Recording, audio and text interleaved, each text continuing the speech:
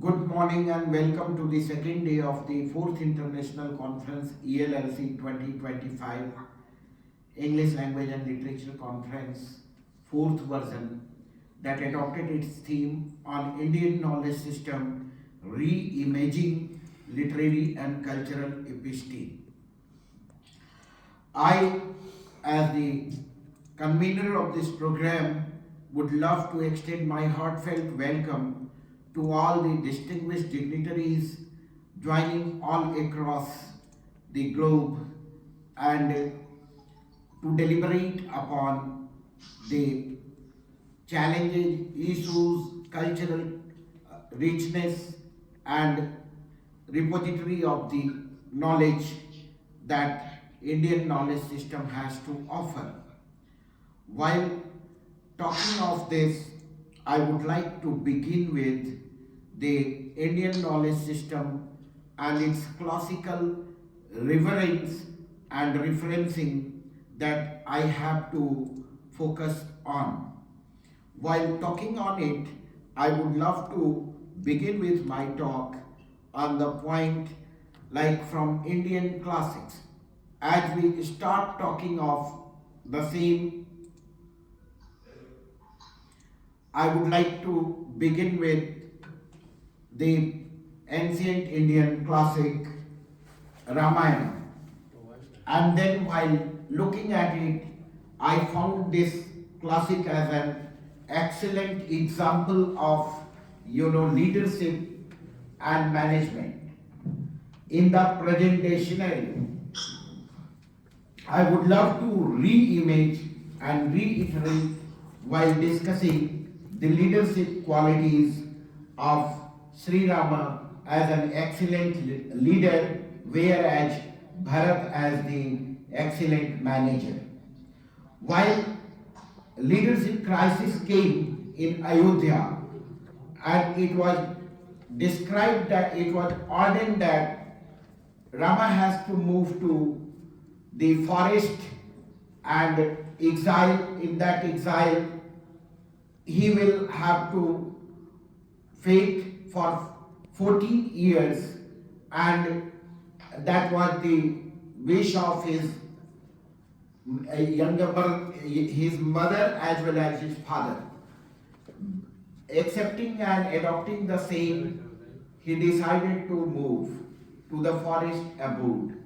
At that time, the crisis of leadership and management both started lingering over there in the in the kingdom of Awadh. And at that time, what Rama did, it was described by Tulsi ji, Chalat Payande Khat Phal, Pita Dimna Tajiraj. And then it was the Bharat who started going to, recall his elder brother, as it was the rule of the day that elder one will be the, will inherit the kingdom. So Bharat was having a sense of guilt that since it is his right, elder son's right to rule the kingdom, so he decided to move there and recall his elder brother from the forest back home, and he was of the opinion that he is going to be the Lord Rama is going to be the real inheritance, and for that purpose the whole of the Ayodhya started following. You can look into that. At that time there was also a crisis of sustenance, crisis of peace and justice, because there was voices also cropping up against Bharat that since he is not the rightful inheritance, then why should he be enthroned as the king? And see how skillfully it was taken by Bharatji at the time. He he could establish a faith in him by doing whatsoever he did at the time, the best possible step.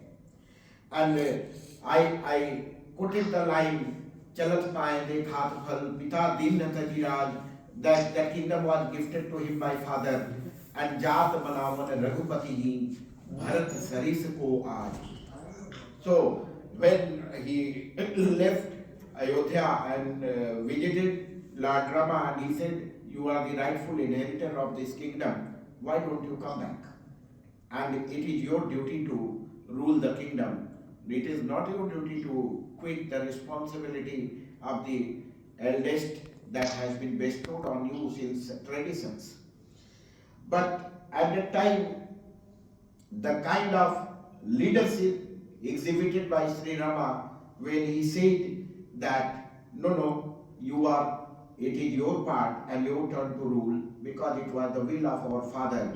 And in the example there was quoted that Raghukula Riti Sada Chali Ai, Pran Jai Par Vachan Na Jai. So honor the words of our father instead of forcing me to come back to rule Ayodhya. At that time, the crisis was managed by Bharat in such a way that Tulsi wrote later on, Vishwa Bharan Poshan Kar Joi, Takar Naam Bharat Jas Hoi. One who can, cater to the need of the world is the, Bharat, and will be named as Bharat. And later on, at the time you can find that when both the brothers are face to face, just before that, there were doubts in the mind of Lakshmana ji that whether he is coming to kill us. He doesn't want to want us to stay peacefully even in the forest abode. Then Lord Rama said, like Bharata hi ho hun raj mad. He cannot be, he cannot be overpowered by the idea of kingdom. Be the Harihara Pada Pai. Whether he has been gifted the Brahma, Vishnu, Mahesh, all the position, even then, because Kabahu ki kaji si karni chir sindhu binashai. Means, like if we want to make a milk convert it into the curd, little kind of sour things are to be added, and but for that purpose the Chir Sindhu, the ocean of milk cannot be make sour, cannot be converted into curd. So that was the idea that Bharata hi ho hun rajman. Then Bharat returned with the footwears of the Lord Rama, and he said that I am not going to rule. Rather, these footwears are going to rule the whole of the Ayodhya. At that time, again, like king, like subject, like king. What happens? People of Ayodhya started donating too much, and they started following the footsteps of their king Bharat, who was ruling in the name of his elder brother Sri Rama. And at the time, what happened after the 14 years? So that is where Bharat managed the crisis in the kingdom that was foreseen by him, and that he could manage so skillfully in that time, at the time of Ayodhya. So leadership conflict and the conflict of management both were tackled by these two brothers so skillfully and such nicely that no question, every problem remained unquestioned, and it was resolved. After, towards the end of the exile of Lord Rama, there emerged a different kind of crisis in his life. When Ravana eloped with goddess Sita, at that time it was quite difficult to establish an army even in the forest, and at that time he come up with the idea of establishing an army even in the forest with the help of, you can say, monkeys and animals and the birds and all that. So that is where his leadership also surpasses the boundary of the communication. And as a communicator and communication teachers, we can see that if we are skilled enough, we can train the animals to our task as well. And then when he reached Ayodhya, he reached Sri Lanka, and when Ravana came, it's a wonderful thing, winning mantra from, Manas, Sri Ram Charit Manas. When he reached Sri Lanka, and just before the battle of that final battle that make Sri Rama, Lord Rama, that established him as the warrior Rama, that established him as the, God Rama and best of the best. Then at that time, what happened when Ravana appeared first time before him, charioted and with full armors? Sri Rama was barefooted and having half body exposed and vulnerable. Visibly, it seems to be vulnerable. Then Vibhishana raised a question. He said that Ravana Rathi Birath Raghuvira, and he is on foot. Then he said that how are you going to win this battle? Winning mantra. How can you win this battle? And there the crisis and the kind of answer given by, Sri Ram was the catalog of soft skills. We most of us are soft skill trainers, and at the time we noticed that soft skill catalog. What was that? Vibhishana said, how are you going to win in such a holy situation, in such a reverse situation where the complete army is associated with, armor and, weapons, and your weapons are not up to that mark, you are not covered, your body is vulnerable, seems vulnerable and not covered. How are you going to win this battle? Now see what answer was given. This question was asked by Vibhishana, the younger brother of Ravana, but Lord Rama is cataloging the soft skill. There he says, Sauraj Dheeraj Tahirath Chaka. You just see that Rath is not required, that chariot is not required to win the battle. The battle that is required to win the battle of life, the chariot that is required to win the battle of life is Sauraj Dheeraj Tahirath Chaka. Two wheels are there, patience and forbearance, perseverance. Satyashil Drid Dhwaja Pataka. And on that chariot, there are flags and banners as well, truth and character. And then Bala Vivek Dam Parahit Ghore, four horses are roped in that chariot. Bal, prowess, Vivek, decision making power, Dam, control, and helpfulness, charity. These are the four horses roped over there with the three ropes, Chama, Kripa, Samata, Rajujori. Three ropes are there, forgiveness, and Kripa means compassion, and Samata, egalitarianism. These are the three ropes. And then on that chariot, even Christianity also says a concept that whenever you are running through reverse times, have faith in you and God overhead. Then similar things is given in that Hindu scriptures, Chama Kripa Samata Raju Jode, Is Bhajan Sarathi Sujana, your chariot is trust in your Lord Almighty. And then ultimately there are weapons also. Then Sama Yama Niyam, Shili Mukhnana, these are arrows. And Baru Vigyan, scientific knowledge and logic and all that, your decision making power, Kathin Ko Danda. And ultimately the catalog ends with the line सखा धर्म में असरथ जाके जीतन कह न कतहु रिपुता के.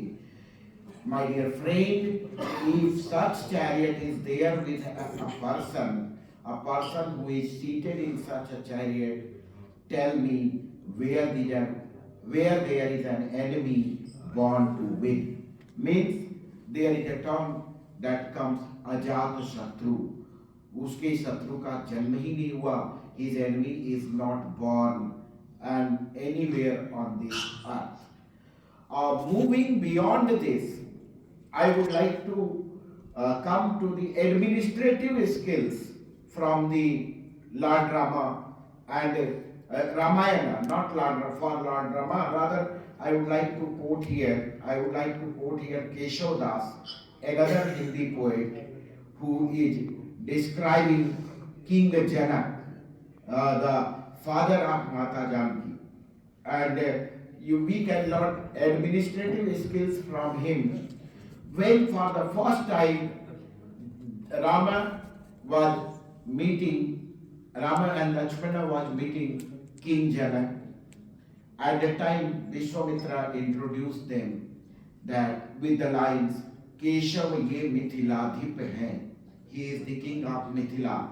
Jagame jinaki rati beli bai hai, he is popular all across the world. Dan kripan vidhanan so, by the rules, by the charity, by the prowess of sword, he has taken under his rule.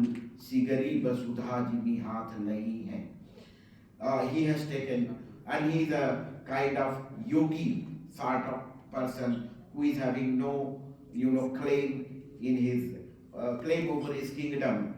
Then Raja Janak is telling, King Janak is telling that यह कीरति और narration सोहे. See how humble he is. यह कीरति और other kings are of that stature.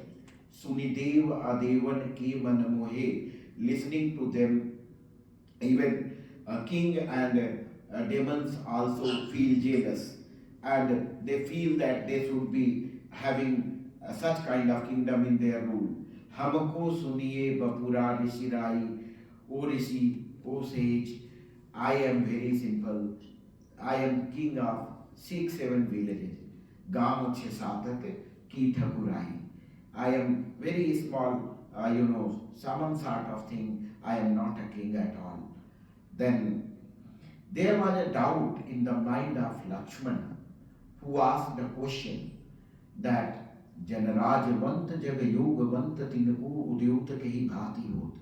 One who is a king and one who is a yogi, how can he develop himself in his skills of kingship and also the yoga? Then the answer that was given at the time by Vishwamitra ji, he said that Apan Apan Thauran Te Bhuapal Sabay Bhuipal Sadai. Everybody is a king at his place. केवल नाम ही के भूपाल कहावत है Bhupali नजाई. They are king for namesake. They are, owner of the earth for namesake. They are not the real owner of this on this earth, of the earth that they do rule. And धरिदेह विदेहन की तुमहि भुवि भूत नते तनया उपजाई. The king of that land and the owner of the soil, you are in the real sense, because it was you only who gave birth to a daughter from earth. That mythological reference I need not to go deeper, because I hope that everyone is knowing this mythological reference to which I am quoting to. So Janak was considered as the king, real, owner of the earth, in that sense that he was the one who plowed the earth, and he found the daughter from the lap of the earth, and that daughter was none other than Sita, named after a particular part of the plow. And then that later on she became popularly known as the daughter of Janak as the Janaki. Moving beyond to the second epic, moving towards the second epic, and that becomes the second largest epic of this on this earth. That epic is popularly known as Mahabharata. 18 chapters, and in the most beautiful thing is that most famous book Bhagavad Gita is also part of Mahabharata. While talking of this religious battle that was fought between Kauravas and Pandavas, we must remember that there was another Bharat character, Santanu Putra, and that Bharat then was Sakuntala, and Sakuntala's son. India inherit its name Bharat by his name. And then later on we realize that how the battle ensued between the two cousins, families, Pandavas and Kauravas, for the same kingdom that was kicked out by the brothers as a football throughout the Ramayana. A same kingdom, two families lost their existence, and they came up to the verge of becoming extinct during the battle in Dwapar of Mahabharata, where we can find that now again I am going to give an example of a man who probably the largest crisis manager this world could have witnessed. May it be mythologically, may it be physically, or may it be historically, because this epic owes its origin approx 5,000 years ago. So, Bronze Age biggest battle, that is Mahabharata, if you are talking about historically speaking. Then Sri Krishna became the biggest crisis manager on this earth because of the military size that was having ratio of 7:11.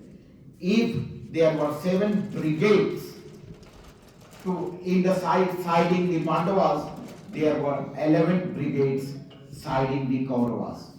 And Sri Krishna, it was he with his skillful advices, counsels, that ensured the victory to the Pandavas.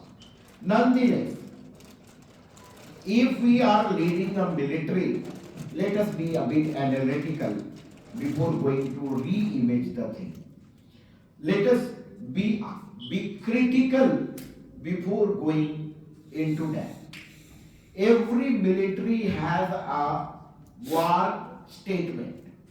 Every military has a military mission statement for particular thing. For example, very recently India led Operation Sindoor. So Operation Sindoor, the title itself was indicating that what was the objective that the country wants to make it realize. Similarly, people were knowing the military statement of the Kauravas. It is popularly known as He Keshava Bina Yuddhe Suchikagra Bhage Bhumi Na Dashyami. Duryodhan's statement, military statement. I am not going to spare needle point of territory without war. But what was the Pandavas' military statement? And let us compare that. Pandavas' military statement was, we will fight over our kingdom as the dogs used to fight over a bread for their own share. Now these two statements, if linguistically analyzing, the first statement is a negative statement. I am not going to spare needle point of territory without war. It's a negative statement. Second statement is the statement of the commitment, mission commitment. We will fight over our share of the kingdom as over a piece of bread, a head of dog. I know group of dogs used to fight. Then you can realize a kind of commitment for the battle. Then there was no chaotic situation. Everybody was having their identified enemy. So focus was there in the Pandava side. More. Like Bhima was only fighting with the 100 sons of Dhritarashtra. He was not targeting anybody else. Karna was fighting at a time only one focused enemy was there at the time of battle. What? Arjuna was having one focused enemy at the time of battle. In the early stage, Bhishma Pitama. Later on, Dronacharya. Then later on, whosoever is acknowledging the, becoming the generalissimo of that army, supreme commander of that army. Karna was targeting that person only. Sorry, Arjuna was targeting that person only. Up to that level of focus in the Kauravas, there was only one character, Karna, having one focused enemy. And he was capable of doing so as well. But what happened? In the, panic hour, Duryodhana said that you use your weapon on Ghatotkacha. And then that weapon, Karna was forced to use that weapon on Ghatotkacha. So his focus was becoming, dual at a time. And then because of the diversion of that focus, he was able to kill Ghatotkacha, but he cannot ensure his victory for Duryodhana. And then if we, I am having, I can see that Omila is there participating from Manipur. I can visualize her. In Manipur, when I visited, she introduced me to the Emma market, the mother market over there. Matrilineal society where women are given more importance and attached more significance over there. And this was the case of Pandavas. In the Pandavas army, women were given more significance, more importance, more prominence than the Kauravas family. You can realize that there was only a wise lady in Kauravas family, Gandhari. But symbolically she was blindfolded. Means her symbolic blindfold indicates that her vision is blurred. And then in the Pandava side, if you will look and interpret the thing, again I am talking about literary and cultural episteme, if you will analyze the thing, there were many vocal women. They can articulate their mind, their soul, their ideas, their dreams, they can articulate their opinion as well. For example, let me quote Yudhishthira. And Yudhishthira was articulating the voice of Kunti. He said, whatsoever my mother says is religion to me. I don't know any other religion. To obey my mother is my religion. Moving beyond, when I look at the Draupadi as the most articulative character from this epic, every moment